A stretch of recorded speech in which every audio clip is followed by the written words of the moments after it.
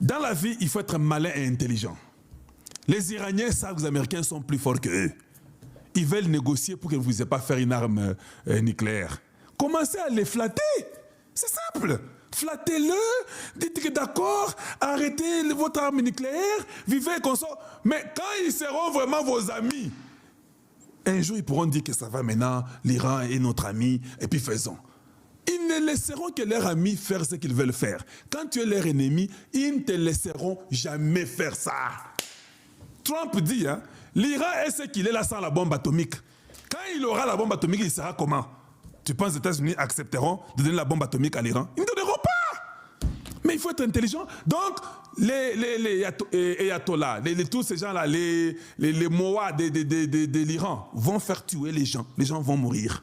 Et c'est ça la vérité. Les gens vont mourir parce qu'ils n'étaient pas intelligents, parce qu'ils étaient égoïstes. C'est comme au Rwanda. Kagame va faire tuer les Rwandais, comme il est égoïste pour son pouvoir, il ne comprend pas que son temps est terminé. Il ne comprend pas que son temps est terminé. Je suis dans l'émission, je vous rappelle après. Donc, il ne comprend pas que son temps est terminé. Il va faire tuer et faire détruire même le peuple qu'il a volé au Congo. C'est ça le mal des individus sur la terre. Quand les États-Unis te disent que quitte au Congo, le Rwanda peut faire face à quel pays sur la terre quand on met seulement le Rwanda sur ces pays-là? Il ne fera pas face. Il ne fera pas face. Voilà pourquoi j'aimerais que les gens comprennent la réalité de la vie. Il n'y a pas de justice sur la terre. Sois prudent et malin. Flatte celui qui a tout pour que toi tu sois bien. Quand tu seras très très bien là, peut-être un jour tu pourras dire c'est fini, je ne te flatte plus. C'est la même logique. Le corbeau et les renards. C'est comme ça. Et tu n'en as pas, il en a, flatte. Quand tu auras, maintenant tu peux venger ou te dire combien tu es fort. C'est simple. Tout le monde ne peut pas comprendre. Alors moi je ne viens pas ici pour faire le débat. Oh non, l'Iran a bombardé Belé, il va taper les États-Unis. Tu es fou. Tu es seulement haineux et rancunier contre les Américains et c'est ton droit. Je suis d'accord avec toi. Mais dans ton cœur là, vous avez vu que les États-Unis ont gagné. Et le comble c'est quoi? Le comble qu'après, il y a un désastre. C'est comme en Irak. L'Irak a perdu. Oui, ils avaient dit, nous avons dit. Parce que n'oubliez pas que l'Irak faisait face à l'Iran. Vous savez ça, non? Les Américains ont utilisé l'Irak contre les Iraniens. Mais quand les États-Unis attaquaient l'Irak, on a tout dit. Saddam est incroyable. Personne ne l'aura. Hein? On a tout dit. Il a des armes. Vous connaissez, non? Il a l'arme chimique, tout ça comme ça. Finalité, Saddam est mort. Finalité, l'Irak a été détruit. Finalité, le peuple irakien est dans les problèmes depuis désormais. Et regardez ce qu'il y a en Irak, rien. La même chose chez Kadhafi. On a monté, non, vous savez, Kadhafi, oh, il est mort. On a détruit les Libyens, la Libye est par terre. Et voilà la réalité, la finalité. Hein? En Iran, je peux déjà vous prédire, ils vont se battre, ils vont faire des communiqués, qu'ils ont abattu je ne sais pas combien de trucs. Ils vont tout faire. La finalité, Ayatollah sera tué, il sera détruit. Et les Iraniens, s'ils ne sont pas intelligents, ils vont s'entretuer et ça sera un pays en désordre. Je vous conseille, soyez prudents. Et d'ailleurs, c'est déjà tard. Je suis sûr que le régime iranien est parti. Gardez mes paroles, je ne suis pas un prophète. Je sais, tout le monde connaît l'histoire. Nous pouvons être contre les Américains, ils sont forts. Et je vous dis, ils sont forts. Je vais vous mettre le discours de Donald Trump qu'il a fait avant qu'ils attaquent. Et l'Iran a beaucoup d'armes. Hein. L'Iran va répliquer, il va tuer beaucoup. Et c'est normal, il va le faire. Ça, je sais. Je ne crois pas. Même Donald Trump a dit qu'il y aura des gens qui vont mourir. Mais je prie pour vous que Dieu vous garde, mais nous allons gagner cette guerre-là. Il a dit ça. Il sait que les Américains vont mourir. Il a dit que je sais qu'on va mourir. Mais pour l'arme nucléaire, on ne permettra pas à l'Iran. Nous allons aller et il n'y a que deux choses. Ou vous déposez les armes, nous vous donnons l'immunité totale, ou vous gardez les armes, nous vous effaçons. Ce régime, c'est sa fin. D'autres n'ont pas dit ça la nuit. C'est-à-dire que vous pouvez monter, descendre. Vous allez jeter des armes, tout ça. Ils vont toujours continuer, ils vont vous détruire. Ça va prendre une année, 6 mois, 2 mois, une semaine, 4 mois. C'est comme ça. Alors moi, j'ai mal. Parce que je me dis, nous sommes sur la terre. Dieu nous a donné quand même l'intelligence et la sagesse. Quand tu sais que ces gens ici veulent que de toi, fais une politique, protège quand même les peuples. Mais ces gens-là, comme ils aiment tellement le pouvoir, ils veulent même faire la politique, ils peuvent même chercher un faux opposant, les mettre là-bas pour se retirer, montrer que ça va, mais être unis comme un peuple iranien. Non! Ils sont divisés, vous n'avez pas l'idée. Il y a plus de 2000 opposants iraniens qui sont en prison. Ils sont divisés à l'extrême. Ils n'ont pas une opposition correcte ou quoi. Donc, ça veut dire que ça sera la cacophonie. Après, ils vont tomber dans des histoires pour beaucoup d'années. Naïb Sibino. C'est ça le grand problème. On a dit que les Américains ont échoué en Somalie. Oui, ils ont échoué en Somalie. Nous avons vu le film de Black Hawk Down. Nous avons vu tout film. Mais est-ce que la Somalie après a repris? Non. Nous voyons seulement qu'ils ont échoué. Mais la Somalie a réussi. La Somalie n'est pas un État, n'est pas un pays. Il y a les désordres depuis jusqu'à aujourd'hui. Qui a perdu? Je pose la question, qui a perdu? C'est les États-Unis. Alors quand tu vois quelqu'un faire le débat, oh les Américains ont échoué en Somalie, mais tu es fou. Ils ont échoué, mais la Somalie est détruite. Jusqu'à aujourd'hui, il n'y a rien là-bas. Et ça ne vous dit rien. Ça ne vous dit rien. Vous, les peuples somaliens ou africains. Alors, je profite de l'occasion pour dire à Kagame, c'est ça le moment, si j'étais lui, je laisserais même le pouvoir. J'appellerai à tous les Rwandais, Hutu, Tutsi, FDLR, M23, avec les Banyamulenge, tout le monde, tu les appelleras ensemble. Nous sommes un peuple rwandais, nous sommes ensemble chez nous, faisons la paix, moi je me retire du pouvoir. Et il y aura la paix au Rwanda. Est-ce qu'il fera ça? C'est ça la question, est-ce qu'il fera ça? Et quelque part, nous donnons aussi l'occasion à ces Américains là, les mauvais là, tous autres ça bango occasion pour basa au balingi, pour tout ça bazoba. Et c'est comme ça, je vous dis la vérité, pour ça bazoba. Donc si aujourd'hui, Kagame peut faire une petite réunion chez lui, il dit bon d'accord, les Américains ne veulent plus de moi, les sanctions vont tomber d'un moment à l'autre, moi je n'ai pas les choix, il faut qu'on ait le makamboyo, alors peuple rwandais, bon pardonnez ngai, so bolingi bo mangai. J'appelle tous les Tutsis qui ont fui, j'appelle tous les Hutus qui ont fui, j'appelle tous les Banyamulenge qui sont au Congo, sont des Rwandais de chez nous, qu'ils reviennent ici, parce que la nationalité rwandaise, elle est toujours liée à vous, c'est votre pays. Il appelle tous les M23, et ce sont les Rwandais de sang, les originaires de là. Il appelle les FDLR, et puis il appelle ceux qui veulent aussi prendre la nationalité rwandaise comme les AFC, tout ça. Vous les remettez là-bas au Rwanda, vous faites une réunion entre vous, un dialogue entre vous, et puis ils se retirent. Mais je vous dis que les choses seront bien. Est-ce qu'il le fera? Voilà. Donc, ce sont des petits conseils que je donne toujours. Moi, j'aime me baser sur la réalité. Ne vous basez pas sur les sentiments. Je sais que vos sentiments, vous êtes contre les Américains. Oui, je vous respecte ça. Mais en tout cas, même si tu es contre eux, ils ne vont pas échouer cette guerre-là.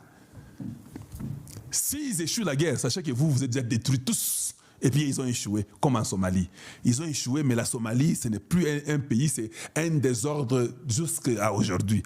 Combien de temps les Black Hawk Down en Éthiopie, ça fait combien de temps après que l'Éthiopie ne parvient même pas à avoir un... Non, la Somalie. Pourquoi je dis Éthiopie?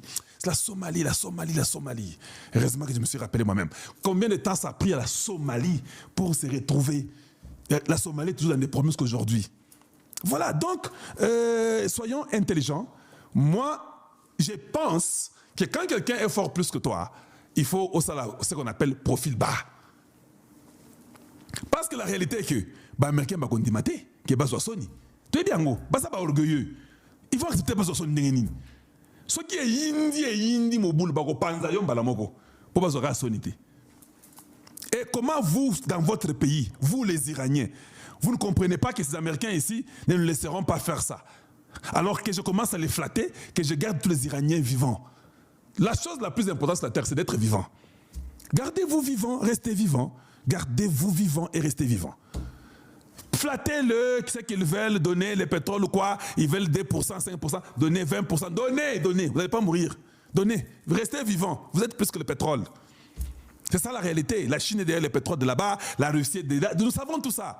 Mais vous d'abord, vous les propriétaires du pétrole, restez d'abord vivants. Si vous mourrez, les Chinois viendront toujours prendre le pétrole, même par les États-Unis. Ils vont tous entendre, ils sont des grandes puissances. La Russie fera de la même chose. Moi, j'aime un peuple qui est intelligent, qui comprend les choses. Et c'est pourquoi j'apprécie beaucoup le président Tshisekedi, qui est pratiquement incontournable. Il a compris les jeux. Il est parti flatter les Américains. Ils ont signé, ils sont avec nous. Voilà comment la guerre termine. Est-ce que vous pouvez imaginer Tshisekedi qui doit quitter au pouvoir? Parce que c'était ça la réalité. Il quitte au pouvoir, il n'est rien. On prend Goma, on prend Bukavu. Allez, il faut aller maintenant à Uvira. On prend, on continue, on prend les Katanga, les Kasaï. Et puis il s'en va, on les chasse. C'est ça le plan, non? Tshisekedi est très intelligent. S'il y a des gens, les meilleurs politiciens dans le monde au XXIe siècle, c'est lui. Il dépasse les Ayatollahs, il dépasse tous ces voyous-là dans le monde entier. Parce qu'il est intelligent, il a compris. J'ai tout ce que le monde veut. Si je pars chez les Français, je suis même parti, ça n'a pas marché. Chez les Belges, ça n'a pas marché. Chez les Anglais, ça n'a pas marché. Chez les Russes, ça n'a pas marché. Chez les Chinois, ça n'a pas marché. Allez, je me focalise sur les Américains. Bon, bangon de baza, puissant au monde. Si eux, ça marche, c'est fini. Quand ça marchait les Américains, les Français sont venus rapidement chez Tshisekedi. Les Belges sont là, les Anglais sont là, les Canadiens, tout le monde commence à suivre parce que les Américains ont déjà dit oui à Tshisekedi. C'est ça l'intelligence. Nous restons vivants, nous ne mourrons pas.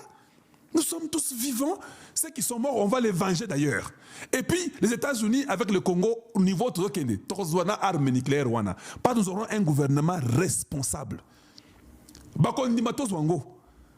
Ils amèneront les bases chez nous et nous allons faire cette... On a un centre nucléaire à Kinshasa. L'université de Kinshasa a un centre nucléaire. Avec les mêmes Américains, mais ça n'a pas été achevé. Nous en avons, non? Flattez-le! Flattez-le, qu'ils deviennent vos amis, ils sont forts. Voilà, sur les minéraux, ils prendront 51%, vous prendrez 49%, c'est trop. J'ai vu un endroit où ils ont 40, nous on a 60. J'ai vu, j'ai lu. J'ai dit, est-ce que ça nous coûte bien à solo? Et puis on va faire la transformation localement au Congo. Moi je dis, mais c'est pas possible. Vous les flattez, vous les flattez, vous les flattez, et à un moment donné, vous deviendrez très forts, ils deviennent vos amis. Tu veux sortir de chez toi, non? Oligno qui n'est pas au tambola. Papa n'a pas boyi. Ah, ok, même ceux qui ont dit que mais lui dit que c'est ton papa, c'est lui qui t'a mis au monde, c'est lui qui te protège, qui fait tout pour toi. L'éducation, tu es tout. Yo vana nandako. Kende éducation, ça la papa sur le bas, amen, amen, amen. C'est ça la vie, non? Quand vous grandissez, votre papa sait que mon fils a grandi.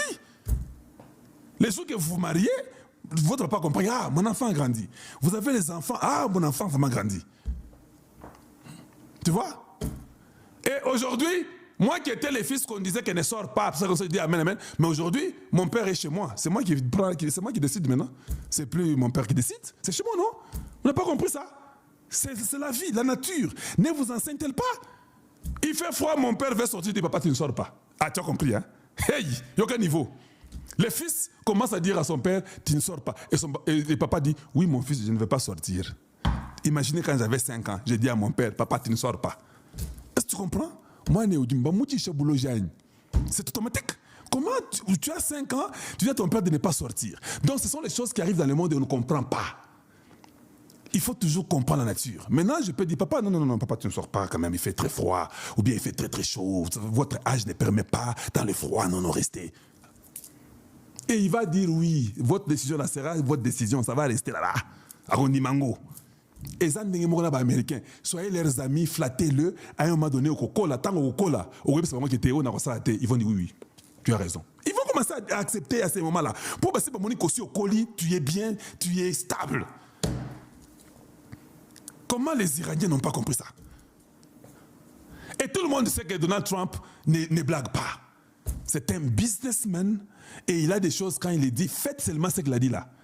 Tu peux tout dire de lui, c'est ton droit, mais à un moment donné, il faut connaître comment la personne fonctionne. Moi, j'ai fait l'émission hier. J'ai dit que moi, j'ai fait ces mal analyses. J'ai mis les temps chronologiques. Je me suis rendu compte qu'il y avait la manipulation. Je me suis rendu compte que non, les sanctions sont toujours là. Lindsay a dit à Trump en janvier. Demain, c'est mars.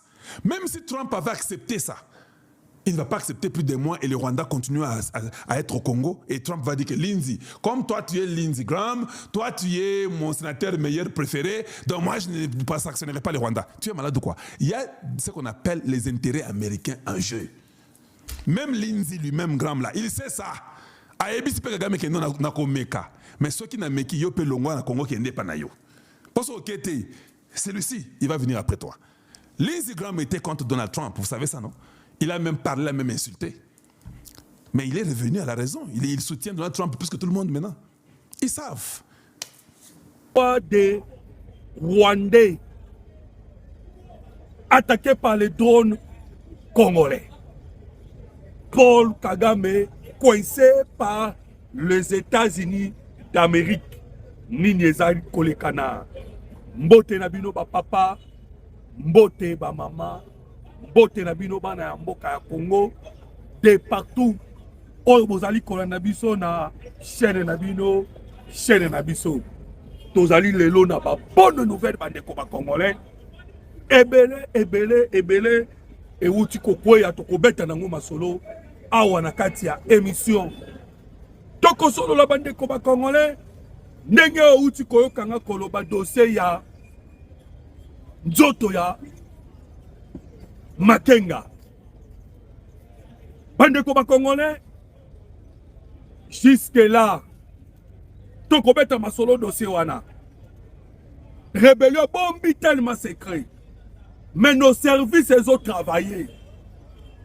Ba service a besoin de renseignement ils ont travaillé pour na koluka kobimisa tous les secrets par rapport à Makambu ya Makenga.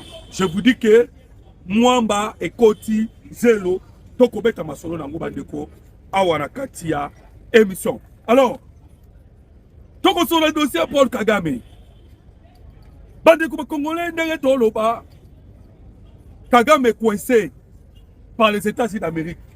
Vous allez me dire bandeko ba Congolais que toyoki de discours wana parce que tokaka et bien là ba Congolais ba yebisaka na biso tango nyonso ke tolembi ba discours wana mais lobby boyebi ke tozana une envoyée spéciale na biso oya koma kosimba micro ya RTNC Maman Arise akendeki kotia kopesa plutôt le micro et pas il y a Donald Trump et lui a posé la question par rapport à la violation de l'accord de Washington. Vous allez comprendre que les États-Unis d'Amérique ont déjà coincé Paul Kagame.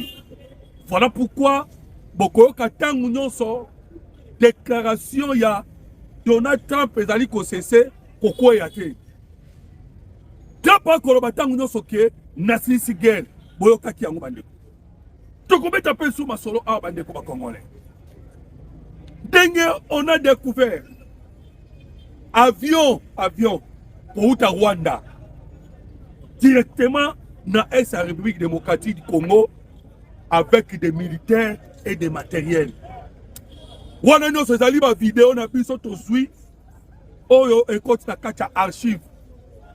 Et pourquoi vidéo wana ebimi sikoyo? Bandeko, nous sommes en train de travailler. Tokutika Paul Kagame était na Rwanda. Et non simplement Paul Kagame na Rwanda, na ba mafia nyonso. Oyo bazali tout autour ya M. Paul Kagame, ils seront poursuivis. Voilà pourquoi tozali ko rassembler ba données nyonso. Donc koloba vidéo ezali bon région de Bissona bande ko ba Congolais na groupe WhatsApp pour que bozwa ba vidéo a tozo beta bino masolo sur Paul Kagame et les avions qu'il envoie à l'est de la République démocratique du Congo. Alors tozo beta masolo bande ko ba Congolais ndenge to uti ko beta bino masolo. Maître Chabani azalaki na Uvira. Pourquoi na Uvira bande ko ba Congolais? Nous vous disons que Maître Chabani na Uvira a révélé la décision du gouvernement congolais. Décision on est au niveau du conseil des ministres. Oh le Kanaki le dimanche passé. Décision quoi que ça il faut capitaliser bande ko ba Congolais tous les minéraux en République démocratique du Congo. Alors, besoin qui décision banamboka que minéraux en Mboka Congo et kobima sous ndenge dali kobima te. C'est-à-dire ndenge boka ki minéraux ezali kobima na nzela ya guerre, na nzela ba groupe armé, na nzela ba infiltré, na nzela ba tous les systèmes oyo minéraux dali kobima et kobima lisusu te. Maman na likambo zande wana. Ce que moni lelo oyo vous sentez que Bitumba Bundama chaque jour. Parce que depuis le mois de janvier, vous allez maintenant comprendre que tu lances qui attaque au mois de janvier. Mais tu as vendu ça. Nos attaques dans le mois de février. Mais dans le mois de février, tu as lancé attaque. Tu as banni en haut, grande envergure.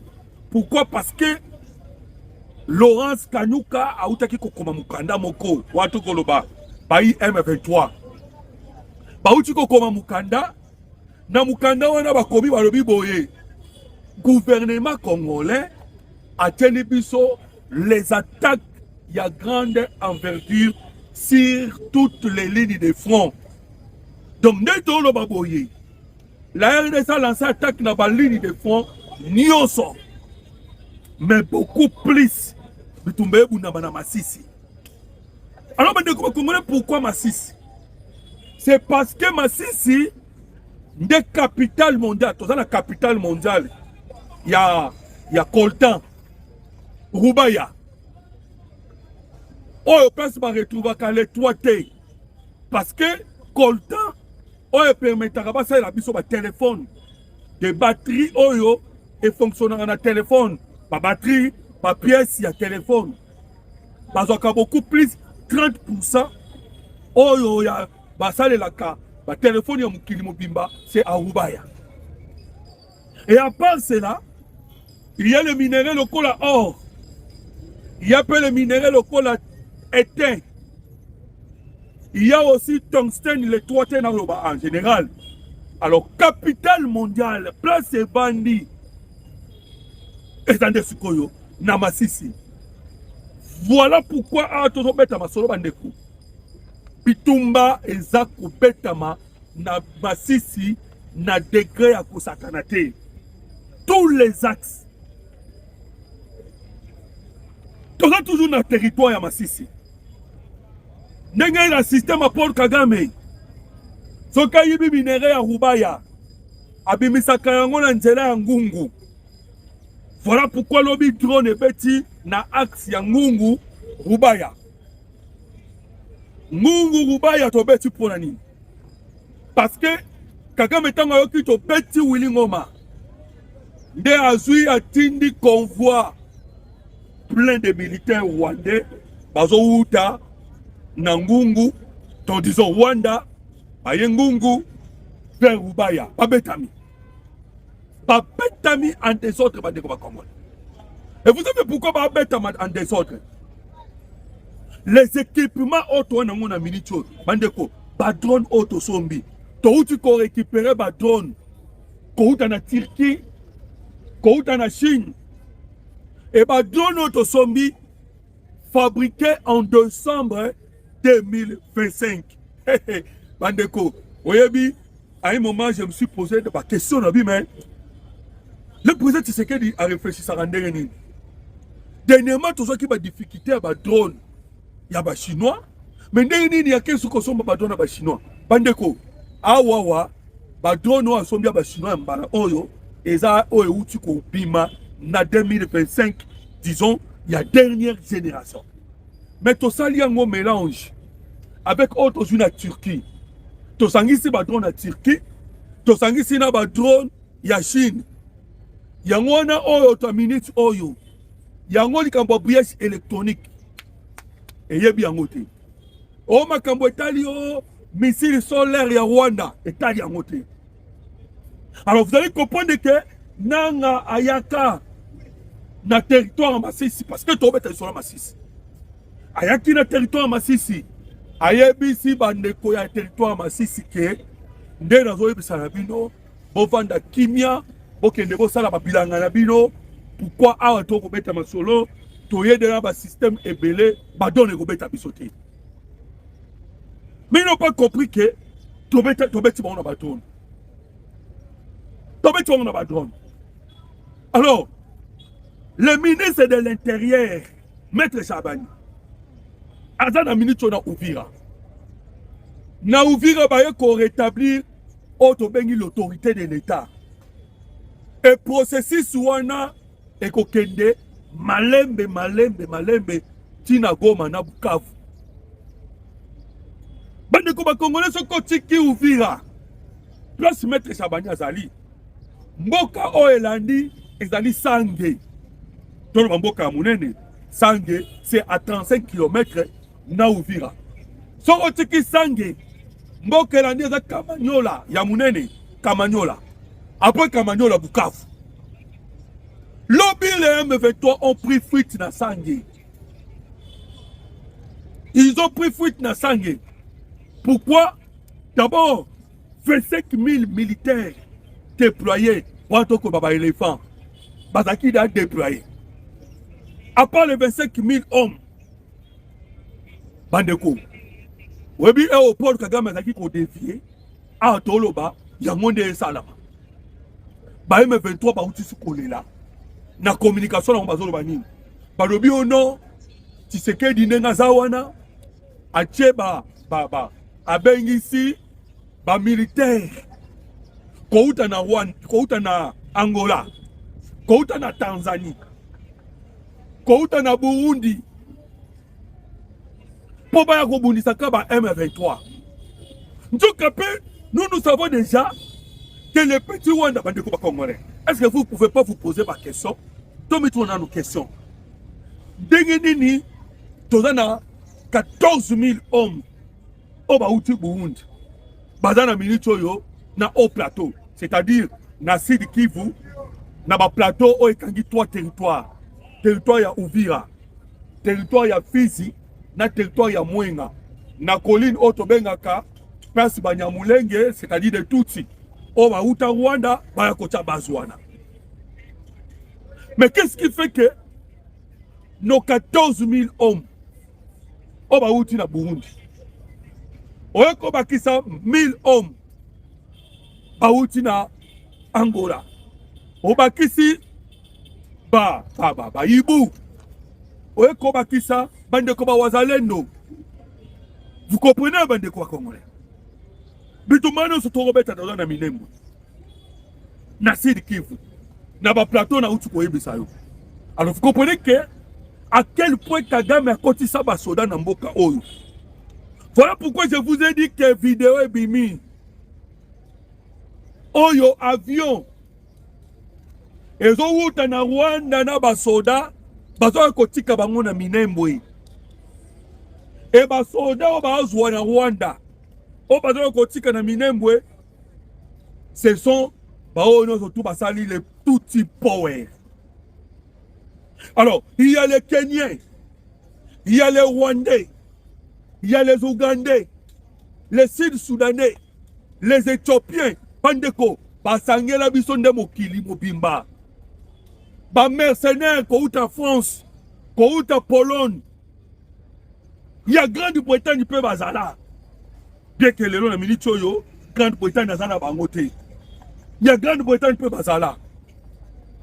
Alors vous avez compris que guerre autre zaï kobuna na est la République démocratique du Congo, engagement zaï qui a bamboke belé. Voilà pourquoi on a des difficultés à Kolongola Kabango. Mais gloire à Dieu bande ko Congolais parce que tozu moi na mboka Félix Antoine Tshisekedi Tshilombo na pouvoir to Koloba Minembwe Mobimba à 98%. Et allez récupérer. Bande de Congolais, je vous demande, pour na commémorer, pour na sepe la liwa, il y a Willy Ngoma, na disparition, il y a Makenga, s'il vous plaît, pour que l'on bajeme ezana se, yana se makas. Et surtout que là moi j'insiste, surtout que de tous awa, ma solo se trouve être bino. Et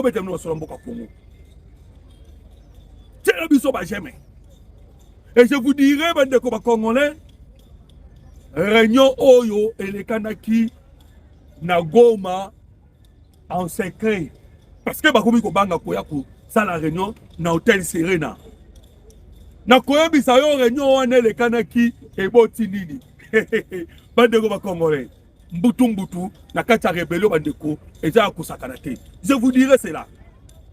Mais laissez-moi d'abord na sili sakoye bisoke le projet à rétablissement de l'autorité de l'État sur tout l'étendue Yamboka est déjà activé avec nos pays voisins. Donc, Africom, tu vois comment tu es là, Africom. Africom, il y a un ratissage. Africom, il y a un poste sur Nabiso, na dossier ya makambo etali renseignement militaire, na makambo etali o etali bandeko ba congolais ba frappe pour na ba terroriste. Et l'objet de signer les États-Unis d'Amérique. Nous avons signé avec les États-Unis d'Amérique partenariat sur le renseignement. Et renseignement on est lié na terrorisme. Nous avons signé hier avec les Américains. Bandeko, vous avez compris ce qui s'est passé dans le Mexique, non? Dans le Mexique, Bandeko, les Congolais, je vous dis, on a coupé Sandeko Kanzambote, en France. Dans le Mexique, je vous dis, ni t'étais les États-Unis d'Amérique, Bandeko, les Congolais, Bandeko qui va mettre les grandes criminalités. Et, Moukili Mobimbezo Kassomo. Parce que frappe, Oyo, pas petit, ces criminels ont paralysé qui Mexique Mobimba. Et ça dit grâce à renseignement, il y a américain. Voilà pourquoi Boki Africom aye à Sololi na elongo na ba konsi à République démocratique du Congo. Bandeko, ça c'est maintenant officiel. Nous avons signé elongo na ba américain partenariat stratégique sur le renseignement. Bandeko, américain na kena malebe. Vous savez pourquoi tu as signé Sikoyo? Alors que Donald Trump a coutana qui n'a conseil des ministres, j'aime répéter cela. Pour le côté, que la guerre Oyo appartient déjà au passé. Ozaka ba dernière webinyoka soko 4e mutu aningana ka nanu. Donald Trump a été numéro 1 à renseignement ya CIA. ABCA, est-ce que vous avez tous les données sur les renseignements entre la RDC et le Rwanda? Bandeko ba Congolais la ABC ok. Numéro 1 à renseignement wana lobby, tous les données ça déjà. Donc les Américains dans tombé ta masolo, basa déjà na ba données nyonso. Ba yebi place oui nani, place ma ba rebelle nyonso ba vandaka. Onanga vandaka. Même Kabila. Ba yebi vandaka wa akenda kaboye. Ils ont bazana ba renseignement na bango tout. Yango no monisco yo ba ko signer na République démocratique du Congo. Poto banda ko beta moko. Bandeko, je vous signale que na Soudan, vous savez que guerre na Soudan comme na Souka, il y a beaucoup de plus meurtrier que Yabiso. Non, Yabiso c'est Tamoulaï, c'est vrai. Ton père de Congolais belé. Mais dans le Soudan, je vous dis, guerre y a Soudan côté la capitale. Oh, à l'Obia. Mais les Américains, ils disent frappe. Moko.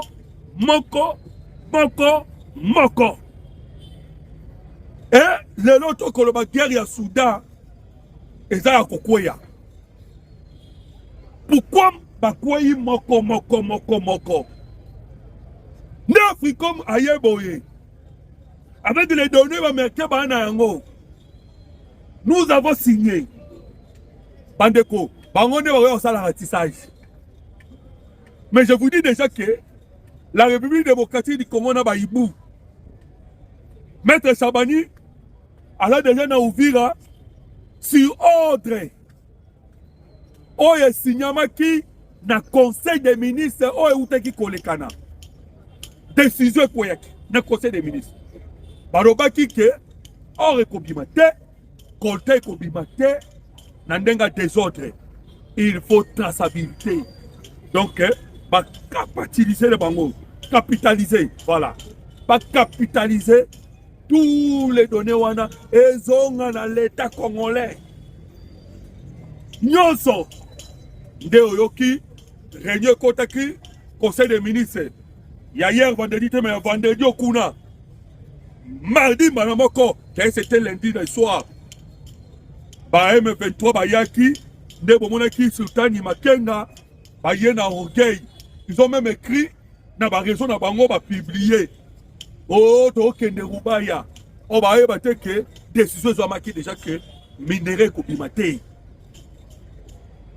baya sikoyo pour leur piéger to tindeli bango na ba wazalendo bazo ya pour ne ko piéger bango Makenga avec orgueil et bazui Willy Ngoma na ebité bato technique bakoki kopesa nga kombo ya Willy Ngoma ngo soki wingo ouais mais soki blob parce que c'était rwandais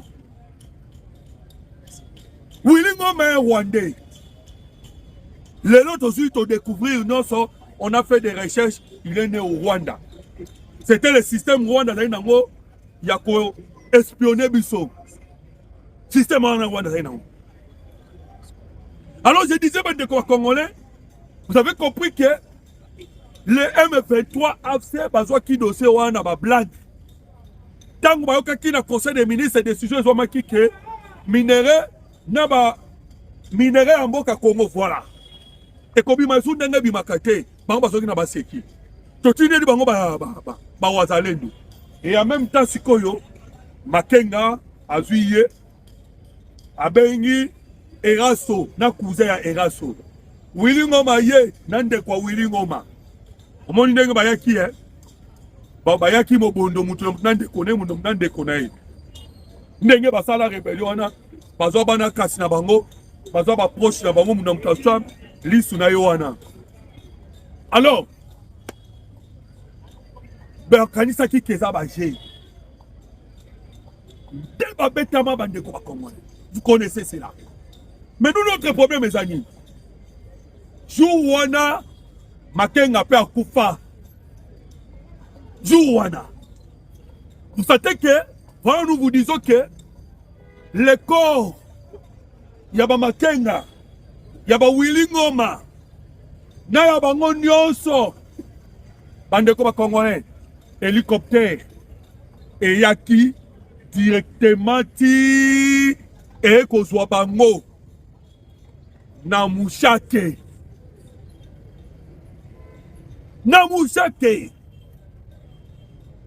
Coup fatal au bazui.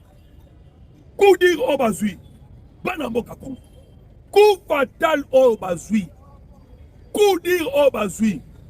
Avec l'orgueil à Paul Kagame. Pensez-vous que Kagame a qui a bomba secret? Makenga Anaga bibisa Makenga na poisa.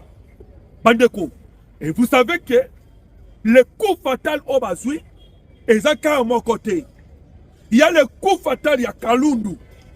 Place ba élite Rwanda bakoya. Place ba officier Rwanda bakufa. Na ba officier ba M23. Vous avez vu que créé qui trouble. Ba réunion kota ki na Bukavu. 2 réunions. Et bon type l'autre côté. Ba kabona kana quai de poissons.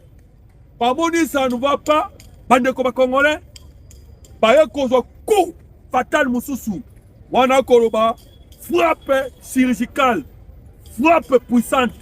Frappe oyo to koloba. Oh, ils ont touché cible. Pourquoi? Parce que il y a un service de renseignement. Il y a un niveau à l'icolo. Oh, ça dit que 0 mort. Et petit bango bandeko. Et vous pensez que ndenge wa betami Makenga nyaka bimate pona ko remonter moral à battre. Si la nette ici bandeko ba Congolais, tout le monde Makenga. Makenga abima.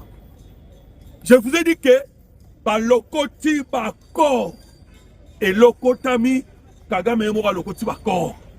Amemi ngo na Rwanda. Ba kene ko célébrer ba de ko na ba Rwanda. Alors, on m'a dit ba donner ça fusiko. Bande ko Congolais. Na niveau auto beta masolo ndenge rebellion baby. Ba donner ça fou. Awa to solo ba baza en difficulté na dégâts au Saraki. Ba ibalanki. Ba donner ça fou. Parce que ba betina nous moko ya compagnon na bango ba umela na ye. Na kombo ya Paluku. Paluku akufaki. Kaka bango ba M23. Alors, on comprend qu'il y a des gens qui disent que frappe wana et ça ba M23 bango moko, mais que cela soit ba M23 bango moko. C'est normal, bande de Congolais, pourquoi biso déjà, ça le système, il y a Israël, système, il y a Mossad. Hey, oui, le système Mossad n'est pas système Mossad est ndeni. Et ça dit, qu'on a infiltré quand ennemi. Tant qu'on a infiltré quand ennemi, on va dire qu'on bête bango, moko. Et en même temps, on a infiltré quand ennemi, on et pas nabino moko. Pour travailler, pour ne colongo là-bas traître, pour colongo là-bas infiltrer. Ça, c'est le système de Mossad. Et vous ne voyez pas qu'il y a un avantage à Bisso. Voilà pourquoi, chaque fois que Tolobaka, bravo na CNC, le Conseil national, il y a cyber défense, il y a Mboka Congo. Alors, Tozali, na Sengomi, il y a Bango. Pourquoi? Parce que Bango Bakosunga Bisso. Tout ça là, méthode, les méthodes d'Israël, la méthode de Colo. Alors, les mots d'ordre sont respectés. Voilà pourquoi je vous ai dit que convoi était enfumé. Yoka, je vais vous le lire. Bonne nouvelle pour la République démocratique du Congo. Les FARDC ont surpris un convoi de RDF M23 sur l'axe Goma-Rubaya. Frappe chirurgicale, plusieurs Rwandais sont tombés.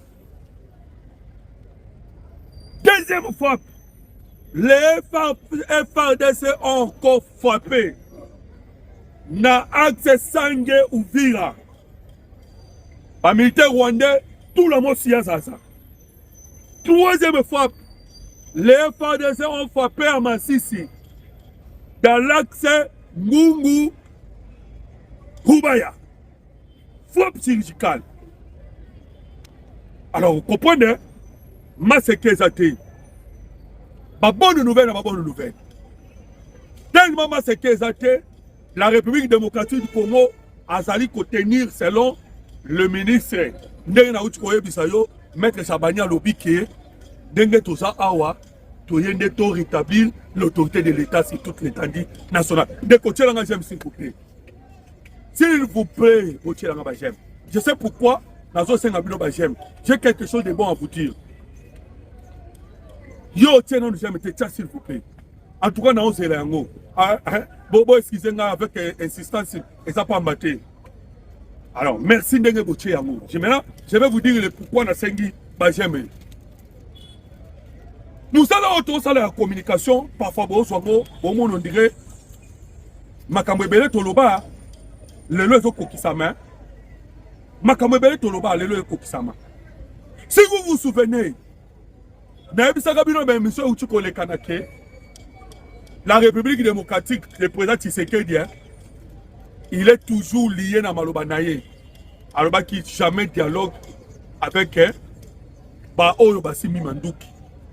Et les gens qui ne comprennent pas la politique, parce que quand on dit Kozamboka, Aoluka Ndima, dialogue.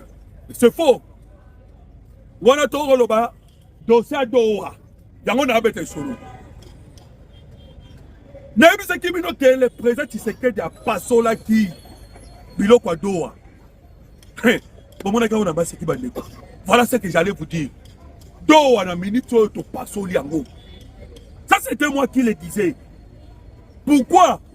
Parce que Kagame peut attaquer l'accord de Washington. Donc mon amutakati Kagame a attaqué l'accord de Washington, mais ils sont au Kati à Doha. Mais encore il y a Washington, le président Tshisekedi a même dit Kagame à Washington pour nous piéger. Parce que dans l'été où il y a Mataki, c'est le même d'été Seigneur Kakita. Voilà pourquoi tu m'as qui est dans ma cambouille accord de Washington. Pour que ne cochaye na trouble entre bango na ba américain. Et to tche bango na trouble na ba américain, to réussi yango, to zongi to kati Doha. Rétablissement de l'autorité de l'État sur toute l'étendue du territoire national. Bandeko Oyo, Mouchi Koyoka, Monsieur Nabiso Oyo, le ministre de l'Intérieur, Jacques Chabani, Alobi. Il y avait deux possibilités pour le M23. Soit, va déposer ma arme, va qu'on respecte le programme, il y a PDD-RCS, programme de démobilisation, de désarmement et réinsertion. Et puis, après qu'on tika munduki, dès que ça y a le système, il y a cas par cas.